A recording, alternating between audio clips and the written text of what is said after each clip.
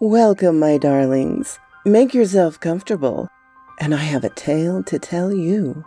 If you enjoy it, please be sure to hit the like button, subscribe, and leave me a comment. I always enjoy your comments. Now, let us begin.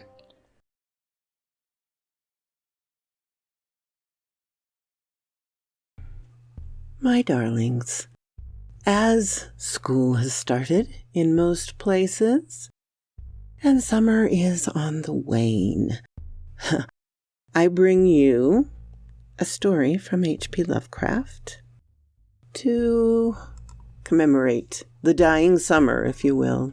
I bring you Cool Air.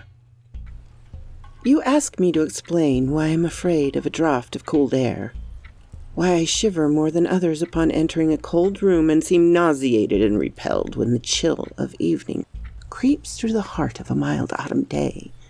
There are those who say I respond to cold as others do to a bad odor, and I'm the last to deny the impression.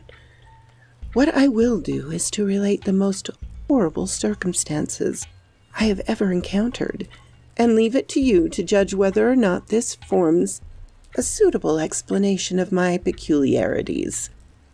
It is a mistake to fancy that horror is associated intrinsically with darkness, silence, and solitude. I found it in the glare of mid-afternoon, in the clangor of a metropolis, and in the teeming midst of a shabby, commonplace rooming house, with a prosaic landlady and two stalwart men by my side. In the spring of 1923, I had secured some dreary and unprofitable magazine work in the city of New York, and being unable to pay any substantial rent, began drifting from one cheap boarding establishment to another in search of a room which might combine the qualities of decent cleanliness, endurable furnishings, and very reasonable price.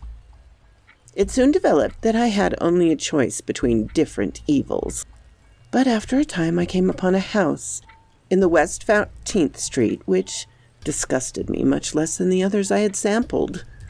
The place was a 4-story mansion of brownstone, dating apparently from the late 40s, and fitted with woodwork and marble, whose stained and sullied splendor argued a descent from high level of tasteful opulence. In the rooms, large and lofty, and decorated with impossible paper and ridiculously ornate stucco cornices, there lingered a depressing mustiness and a hint of obscure cookery. But the floors were clean, the linens tolerably regular, and the hot water not too often cold or turned off, so that I came to regard it as at least a bearable place to hibernate till one might really live again. The landlady, a slatternly, almost bearded Spanish woman named Herrero, did not annoy me with gossip or with criticisms of the late burning electric light in my third floor, front hall room, and my fellow lodgers were as quiet and uncommunicative as one might desire, being mostly Spaniards a little above the coarsest and crudest grade. Only the din of streetcars in the thoroughfare below provided a serious annoyance. I had been there about 3 weeks when the first odd incident occurred. One evening at about 8, I heard a splattering on the floor and became suddenly aware that I'd been smelling the pungent odor of aroma for some time. Looking about, I saw that the ceiling was wet and dripping, a soaking apparently proceeding from a corner on the side toward the street.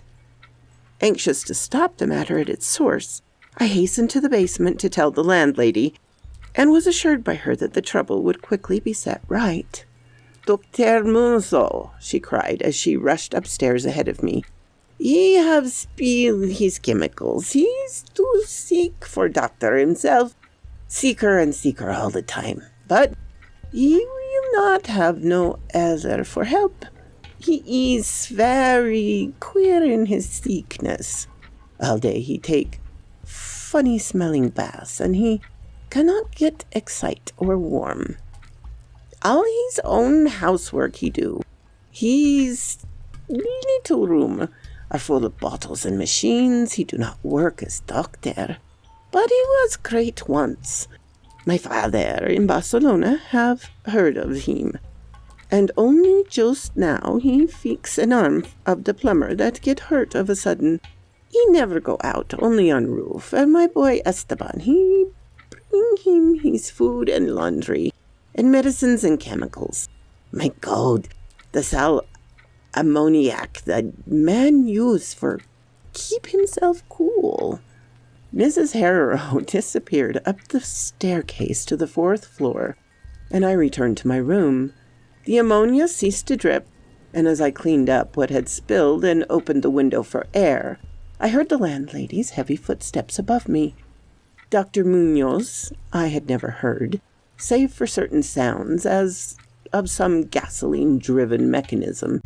Since his step was soft and gentle, I wondered for a moment what the strange affliction of this man might be, and whether his obstinate refusal of outside aid were not the result of a rather baseless eccentricity.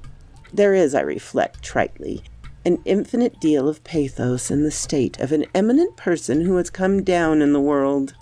I might never have known Dr. Munoz, had it not been for the heart attack that suddenly seized me one afternoon as I sat writing in my room.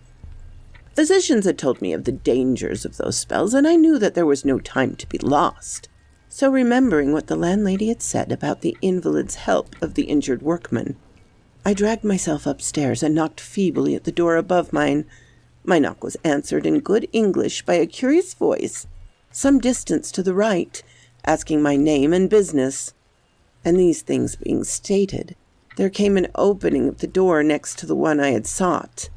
A rush of cool air greeted me, and though the day was one of the hottest of late June, I shivered as I crossed the threshold into a large apartment, whose rich and tasteful decoration surprised me in this nest of squalor and seediness. A folding couch now filled its diurnal role of sofa, and the mahogany furniture, sumptuous hangings, old paintings, and mellow bookshelves all bespoke of a gentleman's study rather than a boarding-house bedroom. Now I saw that the hall room above mine, the little room of bottles and machines which Mrs. Harrow had mentioned, was merely the laboratory of the doctor, and that his main living quarters lay in the spacious adjoining room, whose convenient alcoves and large contiguous bathroom permitted him to hide all dressers and obtrusive utilitarian devices. Dr. Munoz most certainly was a man of birth, cultivation, and discrimination. The figure before me was short but exquisitely proportioned and clad in somewhat formal dress of perfect cut and fit. A high-bred face of masterful thought, not arrogant expression, was adorned by a short iron-gray full beard, and an old-fashioned pince-nez shielded the full dark eyes and surmounted an aquiline nose which gave a Moorish touch to a physiognomy otherwise dominated Celtiberian. Thick, well-trimmed hair that argued the punctual calls of a barber was parted gracefully above a high forehead, and the whole picture was one of striking intelligence and superior blood and breeding. Nevertheless, as I saw Dr. Munoz, in that blast of cold air, I felt a repugnance which nothing in his aspect could justify. Only his lively, inclined complexion and coldness of touch could have afforded a physical basis for this feeling, and even these things should have been excusable considering the man's known invalidism. It might, too, have been the singular cold that alienated me, for such chilliness was abnormal on so hot a day, and the abnormal always excites aversion, distrust, and fear.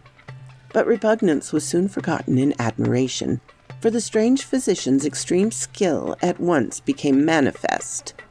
Despite the ice-cold and shakiness of his bloodless-looking hands, he clearly understood my need at a glance, and ministered to them with a master's deftness, the while reassuring me, in finely modulated, though oddly hollow, and timbreless voice, that he was the bitterest of sworn enemies to death and had sunk his fortune and lost all his friends in a lifetime of bizarre experiments devoted to its bafflement and extirpation.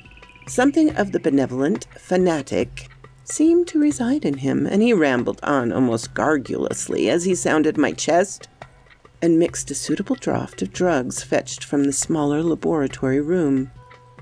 Evidently he found the society of a well-born man a rare novelty in this dingy environment, and was moved to unaccustomed speech as memories of better days surged over him.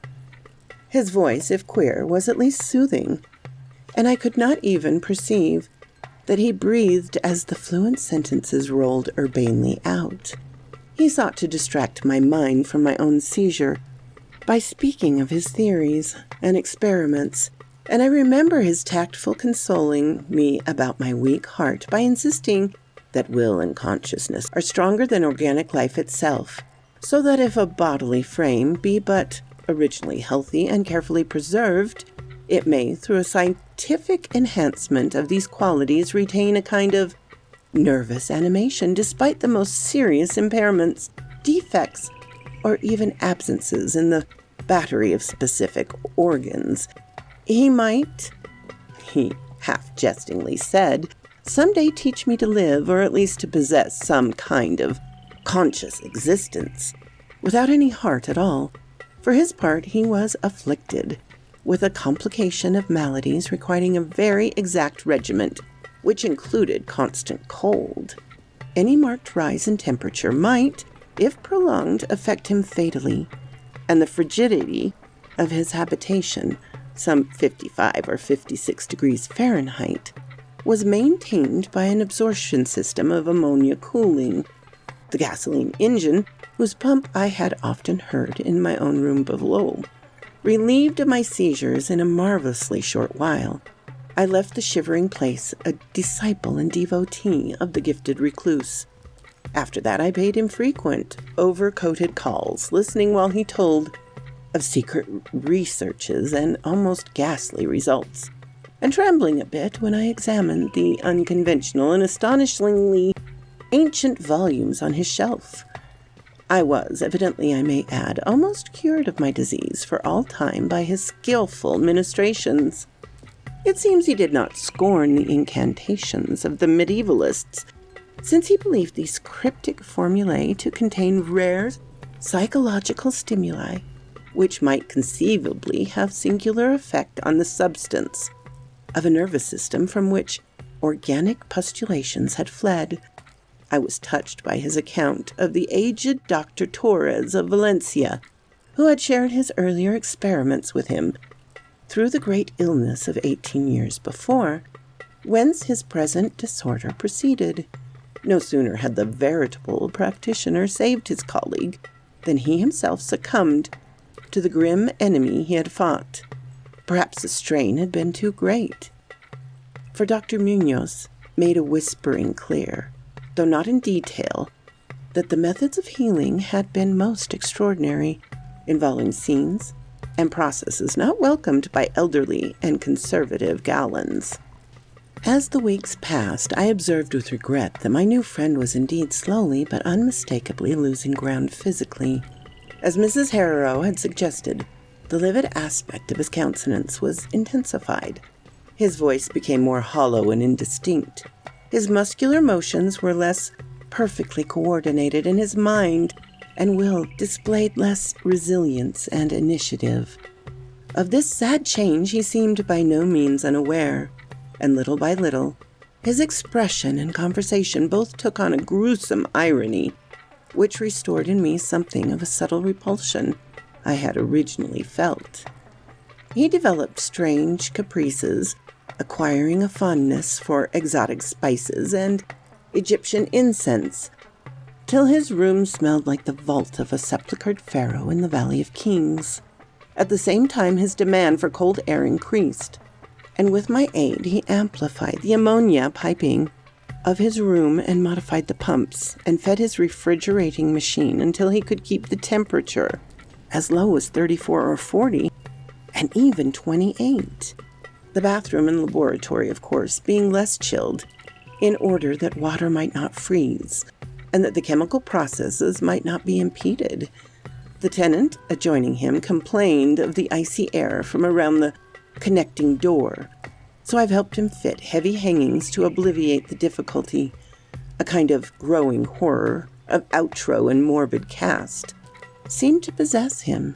He talked of death incessantly, but laughed hollowly when such things as burial or funeral arrangements were gently suggested. All in all, he became disconcerting and even gruesome companion.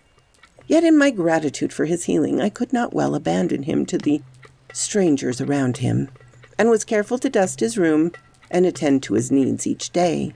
Muffled in heavy ulster, which I bought especially for the purpose, I likewise did much of his shopping, and gasping in bafflement at some of the chemicals he ordered from druggists and laboratory supply houses. An increasing and unexplained atmosphere of panic seemed to rise around his apartment. The whole house, as I have said, had a musty odor, but the smell of his room was worse, and in spite of all the spices and incense, the pungent chemicals of the now incessant baths, which he insisted on taking unaided, I perceived that it must be connected with his ailment, and shuddered when I reflected on what that ailment might be. Mrs. Herrero crossed herself when she looked at him, and gave him up unreservedly to me, not even letting her son Esteban continue to run errands for him. When I suggested other physicians, the sufferer would fly into as much of a rage as he seemed to dare entertain. He evidently feared the physical effects of violent emotions, yet his will and driving force waxed rather than waned, and he refused to be confined to his bed. The lassitude of his earlier ill days gave place to a return of his fiery purpose, so that he seemed about to hurl defiance at the death demon, even as that ancient enemy seized him. The pretense of eating always curiously like a formality with him. He virtually abandoned, and mental power alone appeared to keep him from total collapse. He acquired a habit of writing long documents of some which he carefully sealed and filled with injunctions that I transmitted them after his death to certain persons whom he named. The most part lettered East Indians, but included one celebrated French physician now generally thought dead, and about whom the most inconceivable things had been whispered. As it happened, I burned all these papers undelivered and unopened. His aspect and voice became utterly frightful, and his presence almost unbearable. One September day, an unexpected glimpse of him induced an epileptic fit in a man who had come to repair his electrical desk lamp, a fit for which he prescribed effectively, while keeping himself well out of sight. That man, oddly enough, had been through the terrors of the Great War without having incurred any fright so thorough. Then, in the middle of October, the horror of horrors came with stupefying suddenness. One night, about 11, the pump of the refrigerating machine broke down, so that within 3 hours the process of ammonia cooling became impossible. Dr. Munoz summoned me by thumping on the floor, and I worked desperately to repair the injury while my host cursed in a tone whose lifeless, rattling hollowness surpassed description. My amateur effort, however, proved no use, and when I brought in a mechanic from a neighboring all-night garage, we learned that nothing could be done till morning, when a new piston would have to be obtained. The moribund hermit's rage and fear swelled to grotesque proportions, seemed like to shatter what remained of his failing physique, and once a spasm caused him to clap his hands to his eyes and rush into the bathroom. He groped his way out with a face tightly bandaged, and I never saw his eyes again. The frigidity of the apartment was now sensibly diminished, and almost 5 a.m., the doctor retired to the bathroom, commanding me to keep him supplied with all the ice I could obtain at all-night drugstores and cafeterias, as I would return from my somewhat discouraging trips and lay my spoils before the closed bathroom door. I could hear a restless splashing within and a thick voice croaking out the order for more, more. At length, a warm day broke, and the shops opened one by one. I asked Esteban either to help with the ice fetching while I obtained the pump piston, or to order the piston while I continued with the ice, but instructed by his mother, he absolutely refused. Finally, I hired a seedy-looking loafer whom I encountered on the corner of 8th Avenue to keep the patient supplied with ice from a little shop where I introduced him and applied myself diligently to the task of finding a pump piston and engaging workmen competent to install it. The task seemed interminable, and I raged almost as violently as the hermit when I saw the hours slipping by in a breathless, foodless round of vain telephoning and a hectic quest from place to place, hither and thither by subway and surface car. About noon I encountered a suitable supply house far downtown, and at approximately 1:30 p.m. arrived at my boarding place with the necessary paraphernalia and 2 sturdy and intelligent mechanics. I had done all I could and hoped I was in time. Black terror, however, had preceded me. The house was in utter turmoil, and above the chatter of odd voices I heard a man praying in a deep basso. Fiendish things were in the air. The lodgers told over the beads of their rosary as they caught the odor from beneath the doctor's closed door. The lounger I had hired, it seemed, had fled screaming and mad-eyed not long after his second delivery of ice, perhaps as a result of excessive curiosity. He could not, of course, have locked the door behind him, but it was now fastened, presumably from the inside. There was no sound within save a nameless sort of slow, thick dripping. Briefly consulting with Mrs. Herrero and the workmen, despite a fear that gnawed my inmost soul, I advised the breaking down of the door. But the landlady found a way to turn the key from the outside with some wired device. We had previously opened the doors of all the other rooms on that hall and flung all the windows to the very top. Now noses protected by handkerchiefs, we tremblingly invaded the accursed south room, which blazed with the warm sun of early afternoon. A kind of dark, slimy trail led from the open bathroom door to the hall door, and thence to the desk, where a terrible little pool had accumulated.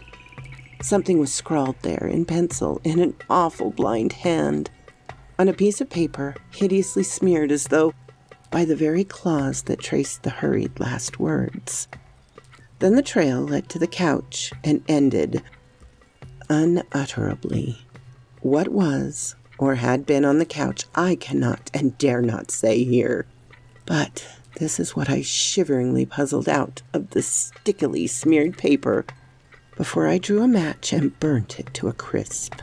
What I puzzled out in terrors as the landlady and 2 mechanics rushed frantically from that hellish place to babble their incoherent stories at the nearest police station. The nauseous word seemed well nigh incredible in that yellow sunlight, with the clatter of cars and motor trucks ascending clamor from the crowded 14th Street.